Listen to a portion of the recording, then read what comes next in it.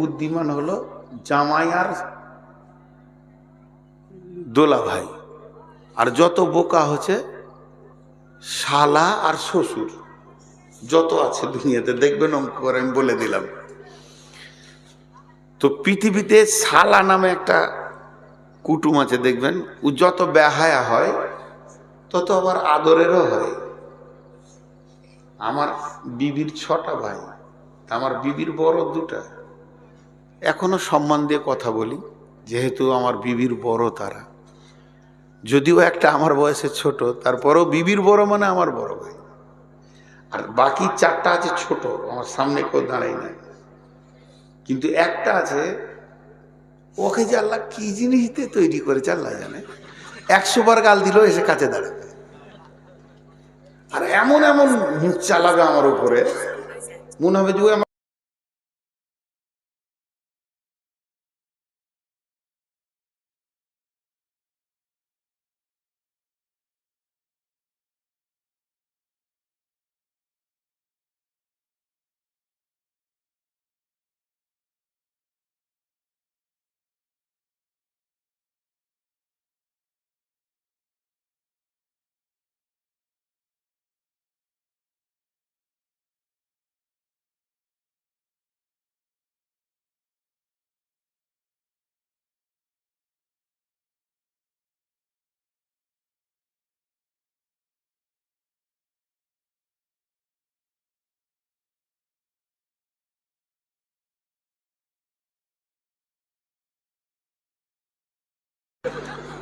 জুত হয় না, কেউ মানে না। খুব ধ্যান দিয়ে শুনবেন উদাহরণটা, এই উদাহরণেই দিন ইসলামটা ঢুকিয়ে দিব। ঠিক 1 মাস 2 মাস গড়াতে গড়াতে যখন 8 মাস হয়ে গেছে, হঠাৎ ফরিদা একদিন ফোন করছে বাড়িতে বাপের নাম্বারে। মায়ের নাম্বারে করছে, বাপের নাম্বারে নয়। মনে মনে ভাবছে আব্বা তো এখন থাকবে না, আজকে জুমার দিন, 12টা বেজে গেছে, মানে বাপ আমার মসজিদে বসে বসে খুতবা শুনছে। এখন মা একা। যেই মাকে ফোনটা ধরিয়েছে, কে আমি ফরিদা, মা কাঁদতে শুরু করলো। বেটি কোথায় আছিস বল। বলে ভালো আছি। কোথায় আছিস? বলে কেরলে আছি। তোমার জামাই টিউশনি পড়ায়, আমিও একটা টিউশনি করি, 2জন ঘর ভাড়া নিয়ে আছে আলহামদুলিল্লাহ। মায়ের কলিজাটা ঠান্ডা হলো। 2 দিন পরে মা ফোন করছি, ওর ছোট ভাইটাকে একবার আয়, শালা দিয়ে কাবু করবে, বাড়ায় আয়। ছোট ভাইটা এলো। কি বলছিস? ফরিদার খবর পেয়েছি। হ্যাঁ ঠিক নাকি? কোথায়? কেরলে আছে। বেশ ঠিক আছে, খবর কি ভালো আছে তো? বলে ভালো আছে। যে তোর দুলা ভাইকে একটু বুঝিয়ে দে তো। বলছে দেখছি, ওকে আসুক জুমা পড়ে। জুমা পড়ে যখন এলো, খেতে বসেছে, এমন সময় শালা মানি তো কথা তুলবে। ওই যে দুলা ভাই, ফরিদার কিছু খবরটা ফেলে নেই, কাটবো বে, তোকেও কাটবো। যখনই বলে যে কাটবো, জোরে চিল্লিয়ে উঠেছে, কিসের তুমি কাটবে? কত মাস্তান আছো, কজনকে কেটেছো দেখে নিয়েছি, বেশি বকিও না। বারবার তোমাকে বললাম মেয়েটাকে কলেজে ভর্তি করে না, বানাত মাসে ভর্তি করো। তখন তোমার খুব কুটকুটি ছিল, কলেজে ভর্তি করলে, আজকে বাঁদরামো মারছো। তুমি তো দোষী, কেন মেয়েটাকে বার করে দাও? সকাল সন্ধ্যা খোঁজ লাও না, তুমি নিজে দোষী, দোষ দিচ্ছ কেন?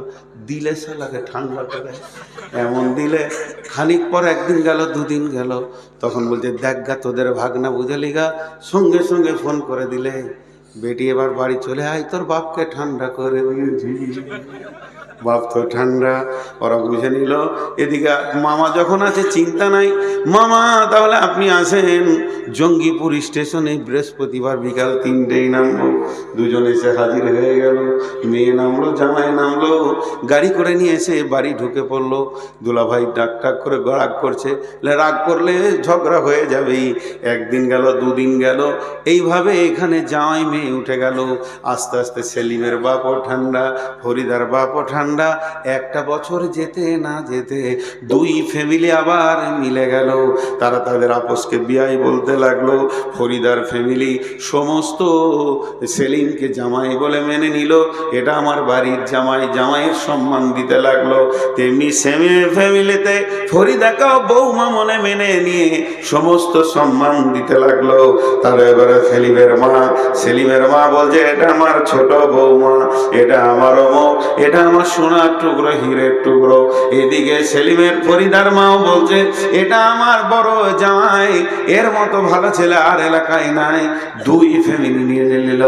এখন একবার ইসলামের কাছে যায়, ইসলাম তুমি বলো, ওদের দুইজনের বদ আচরণ দুই ফ্যামিলি মেনে নিয়েছে, কোরআন তুমি মানছ কি? যারা স্বামী স্ত্রী, কোরআন বলছে আমি মানব না, আমি মানব না।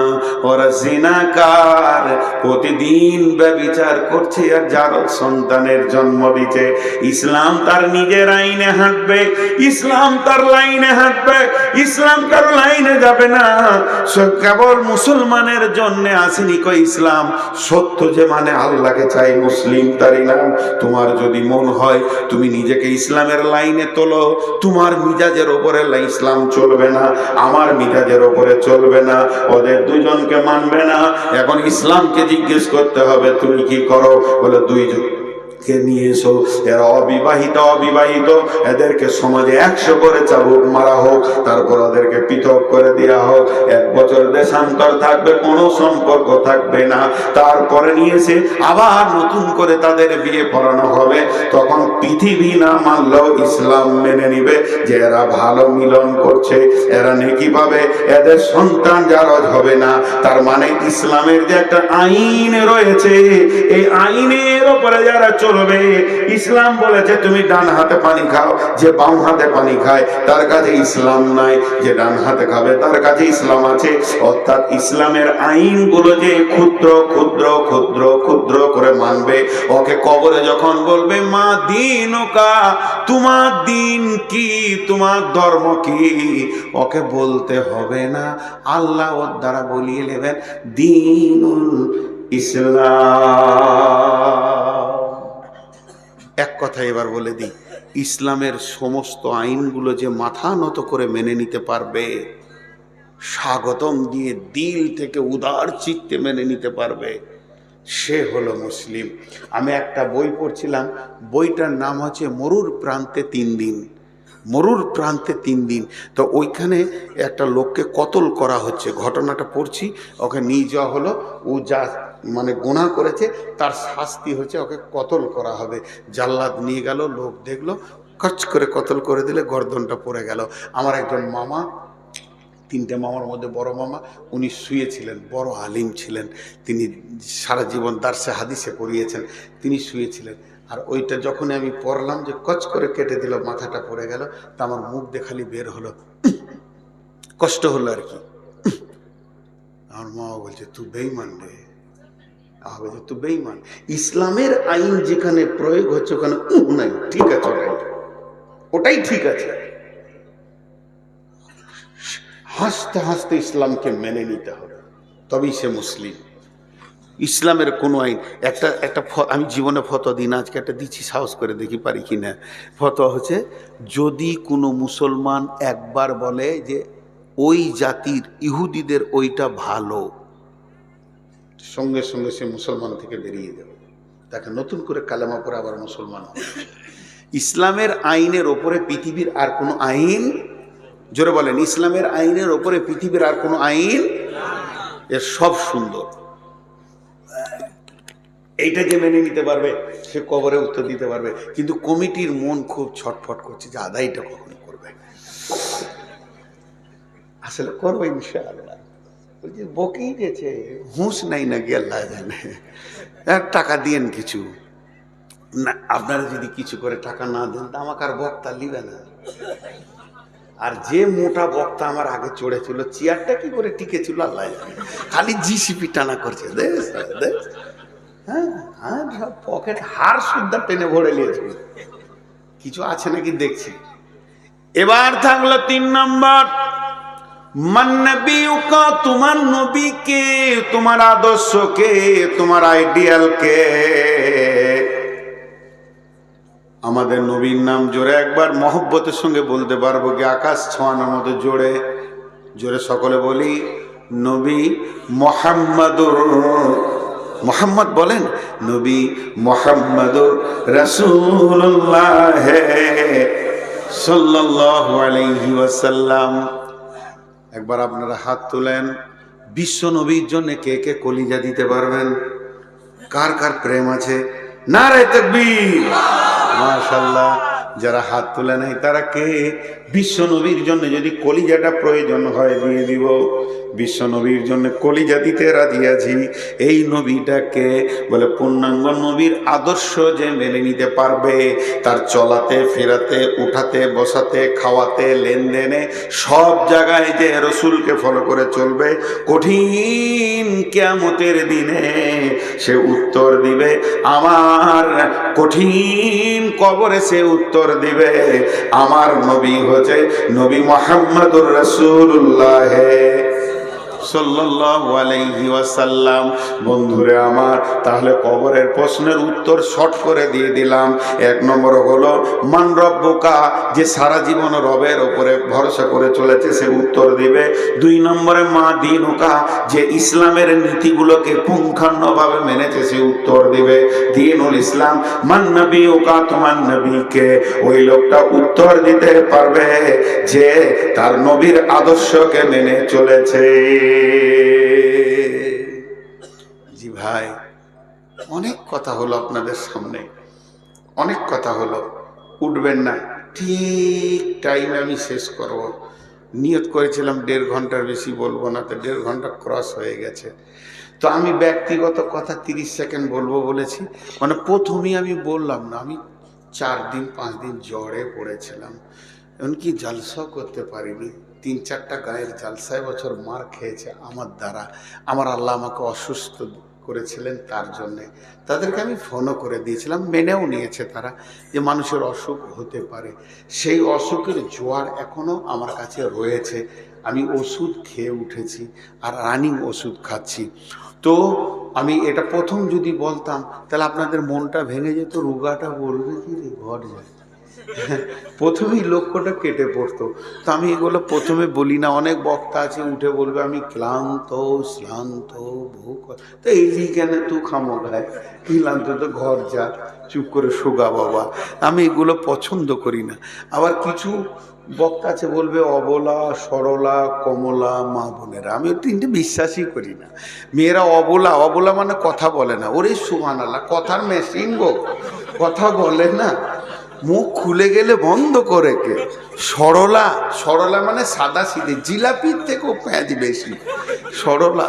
কমলা মানে নরম, কে বললে নরম, সতীনে ছেলে দিলে কলজে ভেজে খেয়ে দিলে নরম, 3টি মিলছে না। এই জন্য আমি এটা জীবনে বলি না। এই 22 বছর জালসা করছি, অবলা সরলা কমলা মা বোনেরা জীবনে বলি নাই, আর এর বাকি জীবনটা তো বলবো না, ওদেরকে আমি খুব ভালো করে চিনি আর কি। তো যাই হোক, আমি আপনাদের সামনে একজনা উঠবেন না আল্লাহর হস্তে, টোটাল বক্তব্যটা চলছে কবর। আরেকটা উদাহরণ দিয়ে গোটা একটা সূরাকে ঢুকিয়ে দেবো, একটা উদাহরণে একটা সূরা, গোটা সূরা ঢুকে যাবে। বিসমিল্লাহির রহমানির রহিম। আল্লাহকু মুত্তাকাসুর হাত্তা যুরতুমুল মাকাবির কাল্লা সাওফা তা'লামুনা সুম্মা কাল্লা সাওফা তা'লামুন কাল্লা লাউ তা'লামুনা ইলমাল ইয়াকিন লাতারাউন্নাল জাহিম সুম্মা লাতারাউন্নাহা আইনাল ইয়াকিন সুম্মা লাতুসআলুন্না ইয়াওমাইযিন আনিন নাঈম। আমি আপনাদের কাছে 2টি কথা বলে নিচ্ছি। এই আয়াতটা, গোটা সূরাটা একটা উদাহরণে ভরে দেব। সূরাটা শেষ হলে আপনারা আমাকে 10টা মিনিট টাইম দিয়েন, কারণ আমি জানি আপনারা আমাকে আল্লাহর জন্য ভালোবাসেন। কত লোক আমাকে ভালোবাসে, কত মুরব্বী মা বোন খালা আমাকে ভালোবাসেন, নিজের ছেলে মনে করেন। জি ভাই, অনেক ফোনও যায় আমার কাছে এই লালগোলা এলাকা থেকে, দিনাজপুর থেকে। তা ওরা ফোনে, যদিও মহিলা, ভাষাগুলো, বেটা কেমন আছো বেটা, ভালো আছেন বেটা, বেঁচে থাকেন, আপনার বায়ান শুনি। আজকে একটা লোক এসছে বাংলাদেশ থেকে, আছে বলছে এইদিকে কোন গ্রামে, বলছে হুজুর খালি আপনাকে মুসাফা করার জন্য খুঁজে বেড়াচ্ছে। আমি বাংলাদেশ যাবো রে ভাই, এখানে আর খুঁজিস না, ওখানেই খুঁজবি। তো বলছে কাল যেখানেই থাকবেন ওখানেই যাবো। না কাল বহুত দূরে থাকবো, নেপাল বর্ডারে। এই যে ভালোবাসা, এই ভালোবাসাটা যেন আপনাদের সঙ্গে আমার আখেরাতের এবং জান্নাতের জন্য হয়, বলেন আল্লাহুম্মা আমিন।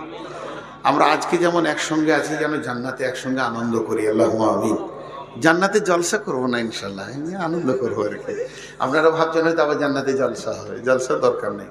আল্লাহ ওখানে আনন্দ দেবেন, কিলান সালামান সালামা। সেই ভালোবাসার খাতিরে আপনাদের কাছে আমি 10টা মিনিট চেয়ে নিব, কেউ উঠবেন না। যদি কেউ উঠেন তা আমি হৃদয়ে একটা কষ্ট পাবো, আপনি আমাকে কষ্ট দিয়ে যাচ্ছেন এটাই ভাববো ওই 10 মিনিটটা শেষে। কারণ মসজিদের কালেকশন করতে হবে, এই ডেকোরেটেশন, লাইট, মাইক, বক্তা, রান্না, খাওয়া। দেখেন মসজিদ আল্লাহর ঘর, আপনি মসজিদকে দেবেন, আমাকে দেবেন না। তো ওটা আমি 10 মিনিট খালি সূরাটা একটা উদাহরণ দিয়ে দিই। তো আমরা কবরকে অনেকবার দেখেছি। একটা লোক এখান থেকে জঙ্গিপুরে চাকরি করে, তো রাস্তায় যেছে আসছে, তা ভাঙা রাস্তা সাইড দিয়ে যায়, তো ওখানে ব্রিজ তৈরি হচ্ছে, একদম 30 ফুট খাল করে রডগুলো বেরিয়ে আছে। তো ওটা না হলো 2 মাস দেখছে, তো 200 বার দেখেছে খালটা। কিন্তু একদিন জালসা শুনতে গেছে জঙ্গিপুরে, রাতে আসছে মোটর সাইকেলে 3 বন্ধুতে, আর এমন গল্প ধরেছে, 3 জনেই চাকরি কর, কতটা জায়গা কিনলি, জমি কিনলি, ঘর বাড়ি কেমন হলো, গল্পতে আতরা হয়ে গেছে। হুঁশি নাই খালটা বলে ধুপ করে পড়েছে খালে। আর এমন পড়া পড়েছে, রডগুলো এদিকে ঢুকেছে, এইদিকে ঢুকেছে, এদিকে ঢুকেছে। রাত 1:30টায় কে উদ্ধার করবে? 3 জনই বিপদে পড়ে একে অপরকে দেখছে আর মারা গেল। আল্লাহটাই বলছেন বিসমিল্লাহির রহমানির রহিম, আল্লাহকুমুত তাকাসুর হাত্তা যুরতুমুল মাকাবির। হে পৃথিবীর মানুষ, মালের প্রাচুর্য তোমাকে কবরকে গাফেল করে দিয়েছে। তুমি কবরকে কতবার দেখেছো? তুমি জীবনে একবার অঙ্ক করো, কতবার তুমি কবরে মানুষকে নামাতে গিয়েছো, কত লাশ তুমি হাত দিয়ে নামিয়েছো, মাকে, আব্বাকে, ভাইকে, বোনকে, বিয়াইকে, নানাকে, নানিকে, দাদাকে, দাদিকে, খালাকে, ফুফাকে, এতগুলো লোক, গ্রামবাসীকে, হাজিকে, আপনার কিনা মাস্টারকে, ডাক্তারকে কবরে নামাতে গিয়ে তুমি তোমার জীবনে কবরকে কম বেশি 200 বার দেখেছো, কিন্তু নিজের জন্য একবারও ভাবনি। তুমি গাফেল হয়ে গেছিলে, কেন ভাবনি? তুমি কি কারণে ভাবনি? কে তোমাকে ভাবনা থেকে সরিয়েছে? সেটা হলো পৃথিবীর সৌন্দর্য, মালের প্রাচুর্য তোমাকে সরিয়ে দিয়েছে। কাল্লা সায়ালামুন, একদিন তুমি জানবে। সুম্মা কাল্লা সায়ালামুন, একদিন তুমি জানতে পারবে। কাল্লা লাউ তা'লামুনা ইলমাল ইয়াকিন আলহাকুমুত তাকাসুর হাত্তা যুরতুমুল মাকাবির। কাল্লা সাওফা তা'লামুন সুম্মা কাল্লা সাওফা তা'লামুন কাল্লা লাউ তা'লামুনা ইলমাল ইয়াকিন কাল্লা লাউ তা'লামুনা ইলমাল ইয়াকিন লাতারাবুন্নাল জাহিম। যখন তুমি কবরে ধুপ করে ঢুকে যাবে, যখন কবর তোমার সামনে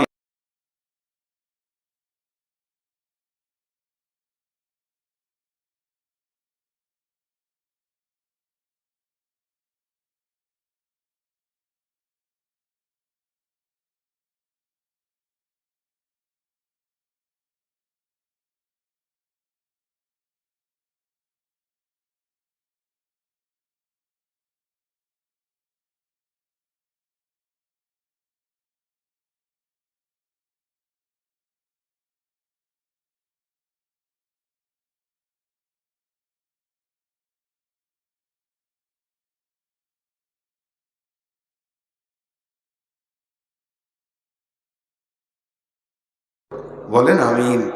আর আমাদের যত মা বাপ, ভাই বোন কবরে চলে গেছে, আল্লাহ তাদেরকে তুমি মাফ করো। ভাই উঠবেন না, আমি বললাম যে আমি দিলে কষ্ট পাবো। আপনার যদি মন বলে যে তুই কষ্ট পাগা, তোর বাড়ি বর্ধমান, তাহলে যাবেন, উঠবেন, অসুবিধা নেই। মাত্র 10টা মিনিট। কেউ আছেন? একটা 5,000, 10,000, 1,000, 2,000, 20,000, যার যেমন আছে। আমি ঘড়ি দেখে নিয়েছি, আপনারা ঘড়ি দেখেন। পুরা 12:15 বাজবে, আমি বলে দিব টাইম হয়ে গেছে, আপনারা উঠবেন। এই 12:15 পর্যন্ত আমার মুখ কিন্তু বন্ধ থাকবে না, জেনে নেন। আমি তো মেয়েদেরই বেটা, মেয়েদের মুখ যদি এত চলে তো আমার কেন চলবে না? ওদের পেটেই তো হয়েছে, প্রোডাক্ট তো ওই ফ্যাক্টরি থেকেই, তো বিধায় আমার মুখ চলবে। আপনারা কেউ ভাবিয়েন না যে আপনাদেরকে অযথা বসিয়ে রাখবো। দেখেন আল্লাহ রাসূল বলছেন, মান বানা লিল্লাহি মসজিদান বানাল্লাহু লাহু বাইতান ফিল জান্নাহ। কেউ যদি পৃথিবীতে মসজিদ বানায়, আল্লাহ তার জান্নাতে অট্টালিকা বানাবেন। কত সুন্দর ইসলামের নীতি, ইসলামের মতো সুন্দর নীতি নাই। আপনি বানাবেন হাটপাড়ার মাটিতে, আপনার ঘর বানবে জান্নাতুল ফেরদাউসে। বন্ধুরা আমার, আপনি দান করবেন আল্লাহকে নিয়ত করে টেবিলে, আপনাকে কমিটিকে টাকা দিতে হবে না, ইমাম মসজিদকে আমাকে টাকা দিতে হবে না।